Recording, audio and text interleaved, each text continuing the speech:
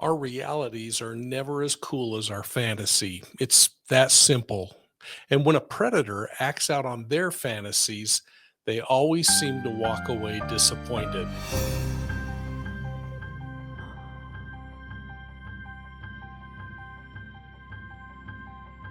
And when that happens to a predator, they have to go back and fix the broken piece of creativity so they can go out and hunt for another victim. And then this cycle repeats itself over and over again. And that's our topic for today. Welcome to Profiling Evil. If you're new to our channel, thanks for joining. And if you're one of my university students or a longtime channel member, welcome back and thanks for your support. Either way, would you please take a moment, hit the like and the subscribe button, and ring the bell so you get all of our informative videos like this one. Now let's talk profiling. After interviewing more predators than I care to remember over the years, I cannot forget one thing: how the fantasy process plays such a powerful part of who these people are and what motivates them to hurt people. I want to start by sharing a self assessment that a serial child sex abuser named Oliver Garish did on himself. This predator sexually assaulted more than 500 children over a 35-year period of time before he was captured. Now, he would eventually die in prison, and that's a good thing. Yet his legacy of crime continues to haunt his victims even today. I spent years interviewing and coming to understand this predator. I want you to take a moment, listen to a recording I did of him while he was talking to a group of investigators. Well, I'm talking about deviant behaviors. I want to go over this table that I've done with him. Mike's got this, and I'm sure if you'd talk to him, if you're interested in it, he can probably bang you off a copy. Amounts of time we spend in these various deviant behaviors for the day and a week. Well, I kind of a stickler for perfection. I took it all the way out for 24 years because I wanted to see how bad I'd been doing. Pornography, 1 hour a day, 8,064 hours in 24 years. That's a lot of negativity to be pumping into your head. Fantasizing about sexual acts with children, 5 hours a day, continuing on through life. That's 40,320 hours. Cruising, planning the actual assault, 1 hour a day, versus 8,064. Cruising, looking for a victim, 1 hour, another 8,064.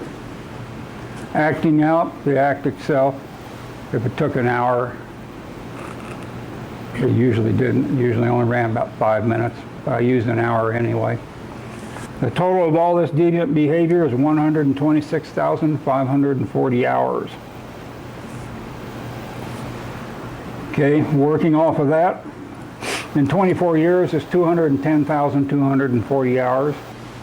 Deducting that 126,000 from it left me only 83,700 hours of deviant-free behavior.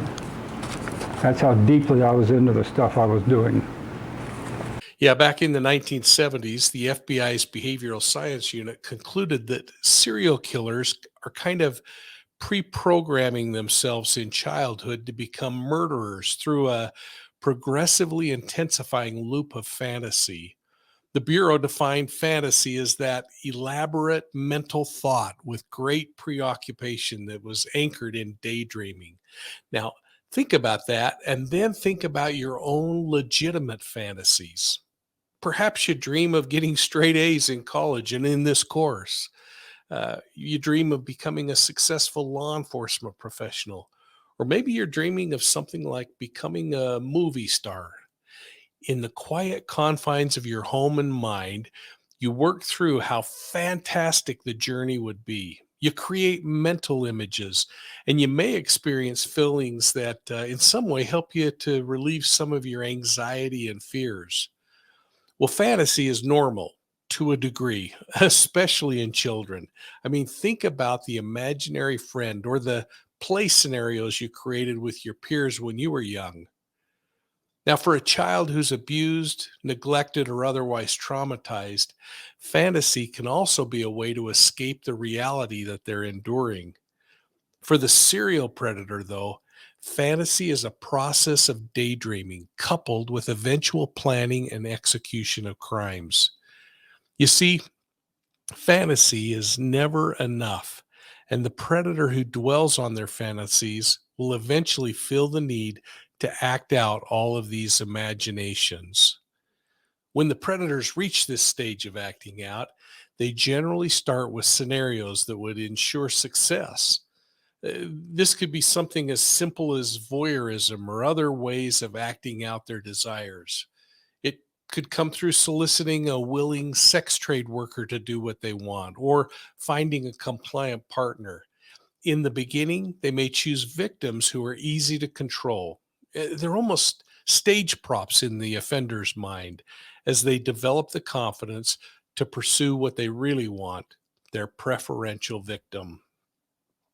Now, these predators are driven by fantasy and they are compelled to repeat the fantasy over and again in order to satisfy their lustful desires. And this is where things become really problematic for the predator, but good for the law enforcement officer because you can start to pick out patterns. You see, reality is never as cool as fantasy. Victims rarely respond in the way that the predator imagined, and the reality of the assault most often falls short of the expectation the predator had, leaving them feeling frustrated and angry. This letdown doesn't cause the predator to stop hunting and injuring future victims, though. It only demands that the offender repair the fantasy and figure out how to accomplish their goal. As terrifying as this may seem, it fuels the need for future assault. The predator's constantly trying to repair whatever went wrong, and then after they repair the shortcoming in the fantasy, they once again find themselves out hunting for another unsuspecting victim. Well, as you try to wrap your mind around this principle of fantasy and reality, think of legitimate kinds of fantasies and how they drive you to do something. I want to be a good student. Thus, I'm going to study. I'm going to prepare. Then imagine how the offender would use the same tactic to conduct an illegitimate crime of assault. We'll chat more in the next segment. And thanks for subscribing to Profiling Evil. We'll see you soon at the next crime scene.